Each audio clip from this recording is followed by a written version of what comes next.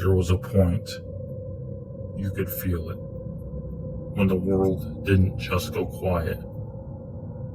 It went unnaturally quiet. Like someone hit a switch and the hum of normal life drained out of the air. People asked questions, and the silence that followed wasn't confusion. It was warning. A low, invisible pressure that wrapped around the room and told everyone, don't go any further. And that's when the fear started. Not the fear of a virus, not the fear of a needle. The fear of realizing that the people in charge weren't acting like leaders.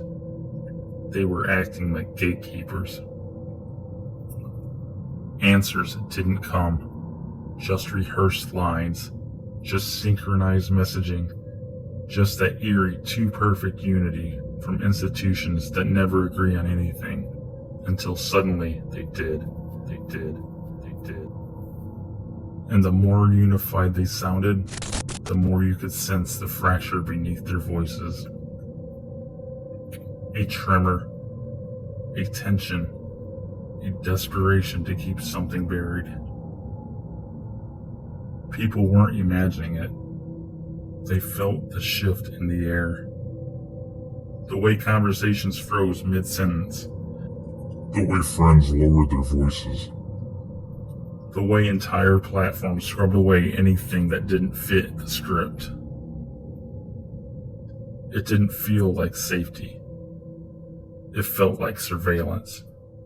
Like someone was watching the collective mind of society and tightening the leash every time it wandered too far.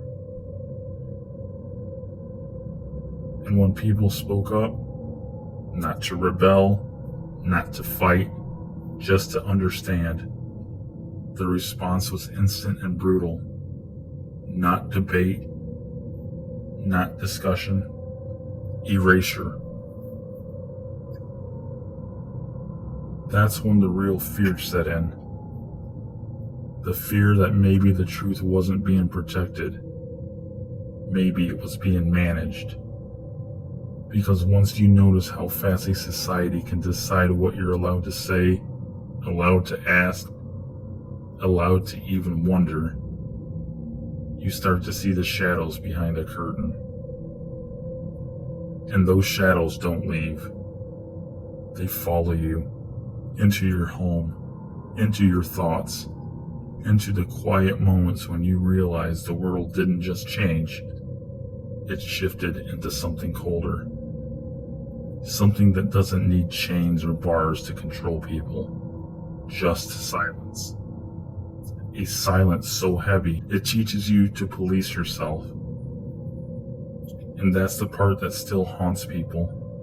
Not the past, not the policies. The realization that fear wasn't just in the headlines. It was engineered into the atmosphere.